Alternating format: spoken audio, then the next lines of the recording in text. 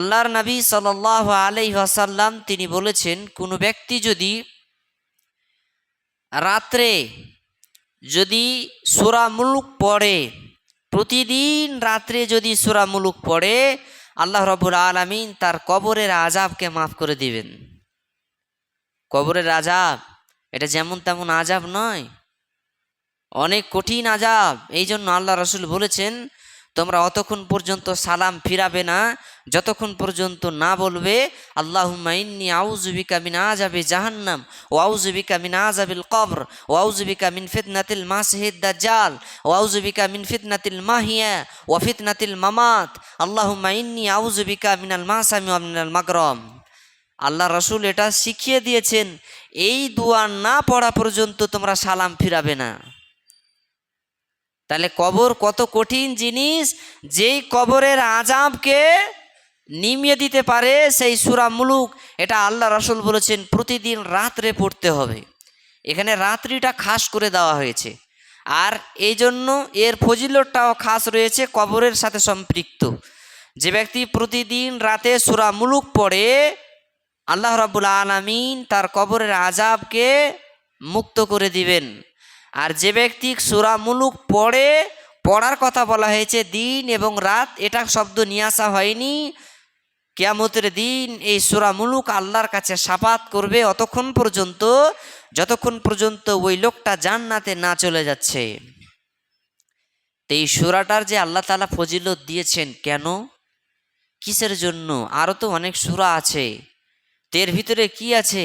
এক নম্বর যেটা বিষয় সেটা হচ্ছে আল্লাহর এখানে ওয়াহদানিয়াত তাওহীদের কথা বলা হয়েছে এবং আল্লাহর সৃষ্টির কথা বলা হয়েছে, যে সৃষ্টিতে কোনো খুঁত নেই এমন সৃষ্টির কথা এই কোরআনের ভিতরে বলা হয়েছে।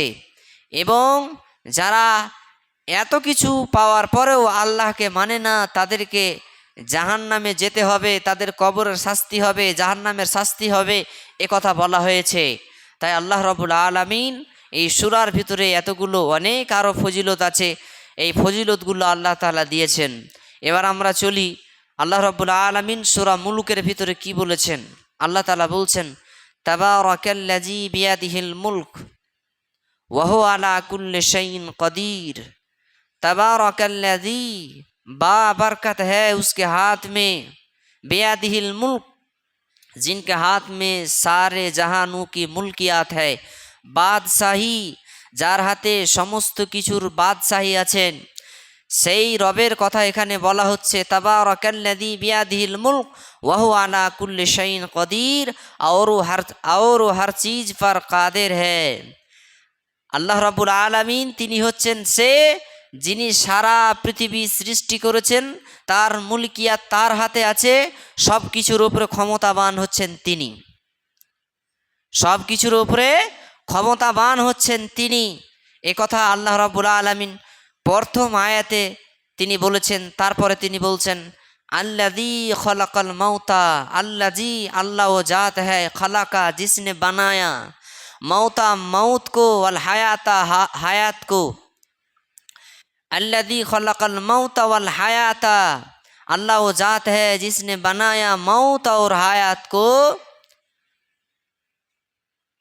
अल्लाज़ी खलक़ल मौता वल हयाता लियब्लुवकुम, ये के आजमाए, अय्युकुम अहसानु अमला, तुम में से कौन अच्छा अमल करता है। আল্লাহ রাব্বুল আলামিন যে মানুষকে সৃষ্টি করেছেন, মানুষের জীবন, মানুষের মরণ আল্লাহ রাব্বুল আলামিন যে তৈরি করেছেন, আল্লাহ বলতে চাইছেন যে মানুষকে সৃষ্টি করা, জীবন দেওয়া এবং মরণ দেওয়া আমি এটা করেছি কেন?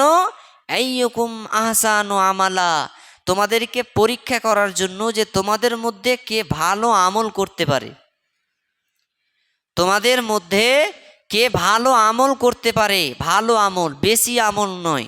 এখানে আল্লাহ তাআলা বেশি আমলের কথা বলেননি। আইয়ুকুম আহসানু আমালা, আহসান মানে হলো উত্তম, আমাল মানে হচ্ছে কর্ম, উত্তম কর্ম। কে বেশি, কে উত্তম কর্ম করেছে এটা পরীক্ষা করার জন্য মানুষের জীবনকে এবং মরণকে আল্লাহ তাআলা কি করেছেন? সৃষ্টি করেছেন। তারপরে আল্লাহ তাআলা বলছেন, আল্লাযী খলাকা সাবআ, अल्लाह वो जात है जिसने बनाया सबआ समावात, 7 आसमान को। अल्लदी खलक सबआ समावातिन तिबाकन, एके तले ऊपर, মানে হচ্ছে একের পরে এক, স্তরের উপর স্তর।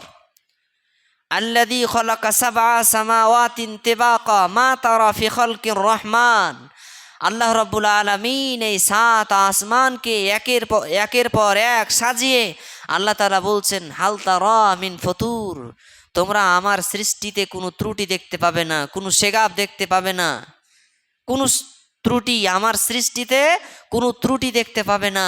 এবং আল্লাহ তাআলা এখানে চ্যালেঞ্জ ছুড়েছেন এবং আল্লাহ তাআলা বলেছেন, সুম্মারজিল বাসার কাররাতাইন ইয়ানকালিবু ইলাইকাল বাসার, সুম্মারজিল বাসার, তুমি তোমার নেঘাটাকে, তুমি তোমার চোখটাকে, তুমি তোমার আঁখটাকে কি করো, সুম্মারজিল বাসার, আবার তুমি ফিরাও, আবার দেখো, আসমানের দিকে চেয়ে দেখো।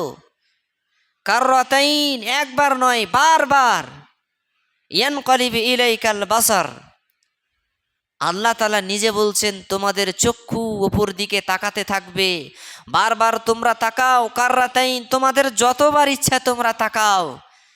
তারপরে আল্লাহ তাআলা নিজেই বলছেন কাররাতাইন ইয়ানকালিবু ইলাইকাল বাসারু খাসিয়ান ওয়া হুয়া হাসির, তোমাদের চক্ষু ক্লান্ত হয়ে শ্রান্ত হয়ে ফিরে আসবে, কিন্তু তোমার রবের, তোমার রহমানের, তোমার সৃষ্টিকর্তার তুমি কোনো ত্রুটি পাবে না, তার সৃষ্টিতে কোনো ত্রুটি পাবে না।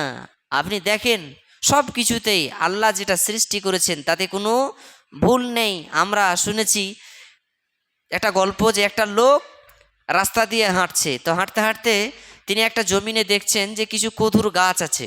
তো কদুর গাছে অনেক বড় বড় কদু ধরে আছে। তিনি বলছেন লতাপাতা গাছ, যার নিজস্ব কোনো শক্তি নেই, পরের বলে দাঁড়িয়ে আছে, ওর আবার এত বড় বড় ফল। ওই লোকটা আবার যখন একটা বটের গাছের তলে গিয়েছে, বটের গাছের তলে গিয়ে বলছে যেটা আল্লাহর ভুল হয়েছে, আল্লাহর সৃষ্টিতে ভুল হয়েছে, যে লতাপাতা গাছের এত বড় ফল আর এত বিশাল বড় একটা বট গাছ, আর সেই বট গাছের ছোট্ট একটা ফল, মনে হয় এটা হিসাব আল্লাহ ঠিক রাখেননি। তিনি যখন এই কথা বলে ঘুমিয়ে পড়েছেন, হঠাৎ করে একটা ফল তার নাকের টগাতে পড়েছে, তখন সে আচমকায় উঠেছে এবং আচমকায় উঠে তখন তিনি আল্লাহর কৃতজ্ঞ প্রকাশ করছেন এবং আল্লাহর কাছে ইস্তেগফার করছেন যে না আল্লাহ, আমার বুঝার ভুল হয়েছে, তোমার সৃষ্টির ভুল হয়নি। বুঝার ভুল হয়েছে, সৃষ্টির ভুল হয়নি। যদি সৃষ্টির ভুল হতো, এখানে যদি বড় ফল দেওয়া হতো, তাহলে আজকে আমি আর বেঁচে থাকতাম না, মারা যেতাম। মানুষ কেউ কদুর গাছে, লাউয়ের গাছে, কুমড়োর গাছের তলে কেউ আশ্রয় নেই না। কিসের গাছের তলে নেই? বটের গাছের তলে নেই। কেন? অনেক জায়গা নিয়ে, বিস্তারিত এলাকা নিয়ে একটা গাছ বেড়ে উঠে, তাই মানুষেরা ওর নিচে কি করে, একটু বিশ্রাম নেই। তাই আল্লাহ রাব্বুল আলামিন ফলটাকে ছোট করে দিয়েছেন। আল্লাহ তাআলা বলছেন হাল তারা মিন ফুতুর, তোমরা আমার সৃষ্টিতে কোনো ত্রুটি পাবে না। সুম্মারজিল বাসারা কাররাতাইন ইয়ানকালিবু ইলাইকাল বাসারু খাসিয়ান ওয়া হুয়া হাসির, তুমি একবার নয় বারবার তুমি তাকাও, তোমার রহমানের সৃষ্টিতে কোনো ত্রুটি পাও কিনা। তুমি তাকাতে থাকবে ক্লান্ত হয়ে শ্রান্ত হয়ে, আবার তোমার চক্ষু নিচে ফিরে আসবে, তোমার রবের সৃষ্টিতে কোনো ত্রুটি পাবে না। তারপরে আল্লাহ বলছেন এই দুনিয়াবি আসমানটাকে আমি সাজিয়েছি, মোজাইয়ান করেছি, সাজিয়েছি, সুশোভিত করে দিয়েছি। কি দিয়ে? এই নক্ষত্র দিয়ে। আবার নক্ষত্রর আর একটা কাজ হচ্ছে শয়তানকে বিতাড়িত করা। শয়তানকে বিতাড়িত করে এই নক্ষত্রের আর একটা কাজ হচ্ছে যে পথ প্রান্তি মানুষকে দেখানো। এই কাজগুলো হচ্ছে নক্ষত্রর। আল্লাহ রাব্বুল আলামিন সুন্দর করে পৃথিবীটাকে সাজিয়েছেন। তারপরে আল্লাহ তাআলা বলছেন যারা এত কিছু করার পরেও তার রবকে চিনে না, তোমরা সতর্ক হয়ে যাও, তোমাদের জন্য আল্লাহ রাব্বুল আলামিন জাহান্নামের আগুন তৈরি করে রেখেছেন। ব্রাদারান ইসলাম, আল্লাহ রাব্বুল আলামিন যেন আমাদের প্রত্যেককে সূরা মুলক পড়ার তৌফিক দান করেন, আল্লাহুম্মা আমিন।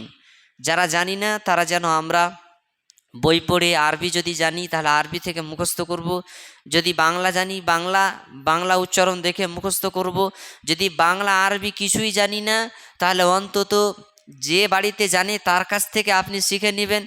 যদি বাড়িতেও কেউ জানে না, সব মূর্খ হয়ে থাকে, তাহলে আপনি কি করবেন, একটা মোবাইলে যেগুলো স্ক্রিন টাচ মোবাইল আছে সেগুলো আপনি প্রতিদিন শুনে শুনে ওটা মুখস্থ করবেন। করতে হবে, আপনার উপকার। কেন, আপনি মরে যাওয়ার পরে তো কবরে যাবেন। আজকে মরলে কালকেই কবরে, তা কালকে তো হিসাব চালু হয়ে যাবে। সুতরাং আপনি এটা আমল করেন। ওয়াল্লাহে, আল্লাহ যখন বলেছেন অবশ্যই আপনার কবরে আযাব আল্লাহ তাআলা মাফ করবেন। সুতরাং আপনারা প্রতিনিয়ত এই আমলটি করার চেষ্টা করবেন। আল্লাহ রাব্বুল আলামিন যেন আমাদের সকলকে এর উপরে আমল করার তৌফিক দান করেন। আল্লাহুম্মা আমিন। আউযু বিল্লাহি মিনাশ শাইতানির রাজিম। বিসমিল্লাহির রহমানির রহিম।